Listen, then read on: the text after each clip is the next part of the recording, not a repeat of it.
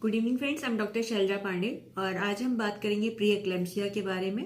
Pre eclampsia high blood pressure condition होती है जो कि गर्भावस्था के समय प्रेग्नेंट महिलाओं को हो जाती है। ये जब कब होती है? ये 20वें सप्ताह के बाद जो है महिलाओं को दिक्कत होती है।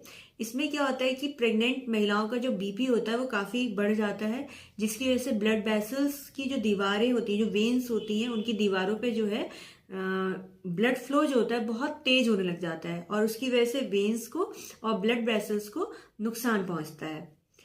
अब क्या होता है कि जब धमनियों को नुकसान पहुंचता है तो उसकी वजह से क्या होता है, एक तो ब्रेन में स्वेलिंग आ जाती है, दूसरा ब्लड फ्लो तेज होने की वजह से जो बच्चा होता है, गर्भस्थ शिशु होता है, वहां पर भी सूजन आ सकती है। प्री एक्लेम्पसिया के कारण समय से पहले बच्चों का जन्म हो सकता है। इसकी वजह से बच्चे जो है कम वजन के पैदा हो सकते हैं। बच्चों में सांस लेने की समस्या हो सकती है, जैसी जो है स्वास्थ्य संबंधी समस्याएं हो सकती हैं। ठीक है। और ये हो लर्निंग, जैसे कोई बच्चा अगर प्री एक्लेम्पसिया के टाइम पे पैदा हुआ है तो उन बच्चों में क्या क्या जन्म दोष हो सकते हैं। तो लर्निंग डिसऑर्डर हो गया, कंजेनाइटल डेफनेस हो गई, विजन इम्पेयरमेंट हो गया, ऐसी परेशानियां हो सकती हैं। ठीक है।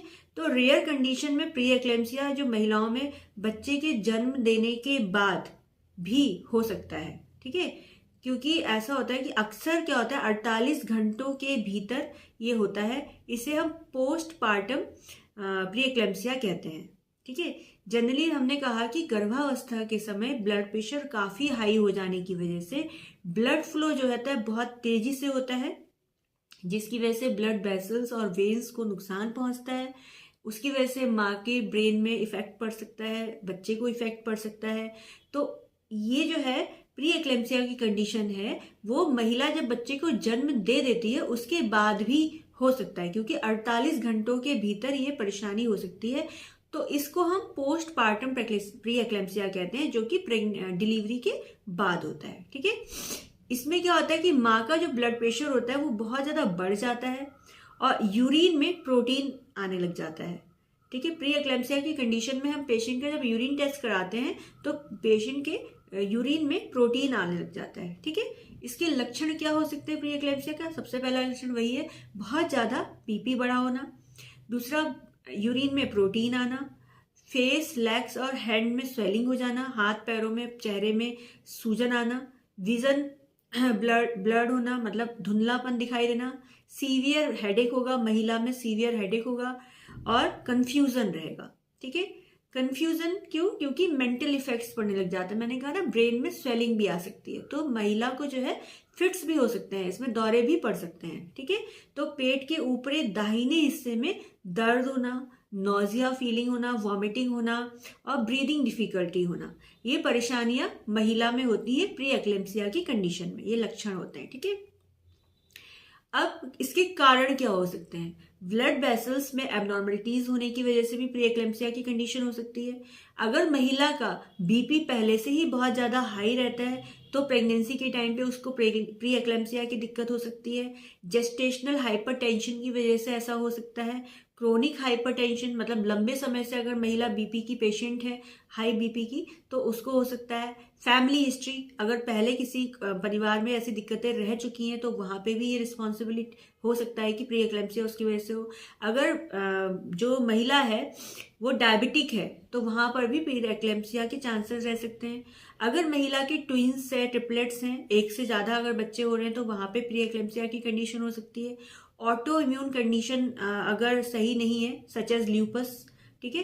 ऑटो इम्यून कंडीशंस जैसे सच एज ल्यूपस की कंडीशन में ऐसा हो सकता है। किडनी डिजीज की कंडीशन में ऐसा हो सकता है। ओबेसिटी हो गया, या फिर ओवर एज होने के बाद, आफ्टर 35 ईयर ओल्डर होने के बाद अगर प्रेगनेंसी कंसीव हो रही है तो वहां पर प्री एक्लेम्पसिया के चांसेस हो सकते हैं। ठीक है। तो ये जो है इसके कॉजेज हो सकते हैं।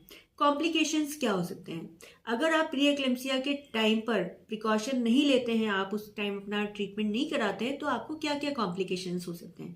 Preterm birth, foetal growth जो है आपकी रिस्ट्रिक्टेड हो सकती है, बच्चे की ग्रोथ नहीं होगी। ठीक है। स्ट्रोक हो सकता है। कार्डियोवैस्कुलर डिजीज हो सकती है बच्चे को। ठीक है। दूसरा, लो प्लेटलेट्स हो सकती हैं, प्लेटलेट्स काउंट जो है गिर सकता है। ठीक है। हीमोलाइसिस हो सकता है और ऐसी दिक्कतें तब होती हैं जब आप इस कंडीशन में लापरवाही करते हैं। प्री एक्लेम्सिया की कंडीशन में आपको एक तो महिला को अपना बीपी कंट्रोल रखना होता है, एक बीपी चार्ट बनाना होता है कि ब्लड प्रेशर जो है चेक कराते रहना है, नोट करते रहना होता है उसमें कि आपका ब्लड प्रेशर कितना चल रहा है। प्री एक्लेम्सिया में ट्रीटमेंट क्या होता है, इसमें क्या ट्रीटमेंट होता है? फर्स्टली क्या होता है, एक तो बीपी कंट्रोल करें, रेस्ट करें, ठीक है। और इसमें क्या होता है, लेबर फर्स्ट ऑफ ऑल इसका ट्रीटमेंट होता है। इसमें क्या है, बच्चे का हम मतलब जन्म करा देते हैं क्योंकि हम इसमें रिस्क नहीं लेते हैं। तो इसीलिए इसमें क्या है कि जन्म से मतलब समय पूरा होने से पहले बच्चे का जन्म हो सकता है, तो उसमें जन्म कराना नेसेसरी हो जाता है जिससे कि बच्चे को कोई खतरा ना हो, माँ को कोई खतरा ना हो। तो इसका सबसे पहला इलाज तो यही है कि अर्ली लेबर करा देना है, ठीक है।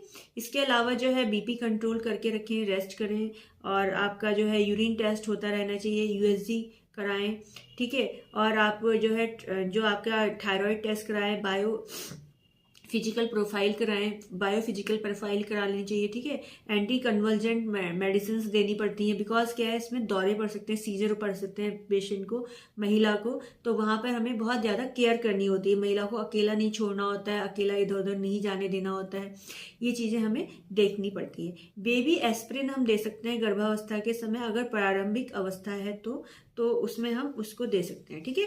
तो हमें यहाँ पे जो 12वां सप्ताह होता है उसमें तो हम यहाँ पर क्या है, प्री एक्लेम्सिया की कंडीशन में बहुत ज़्यादा प्रिकॉशन रखते हैं। अगर महिला को बीपी की परेशानी है तो एक तो ब्लड प्रेशर चेक कराते रहें, नमक कम खाएं, बीपी कंट्रोल करने के लिए बेबी एस्प्रिन देते हैं जो 12वां सप्ताह तक, जो गर्भावस्था की प्रारंभिक अवस्था होती है वहाँ पर।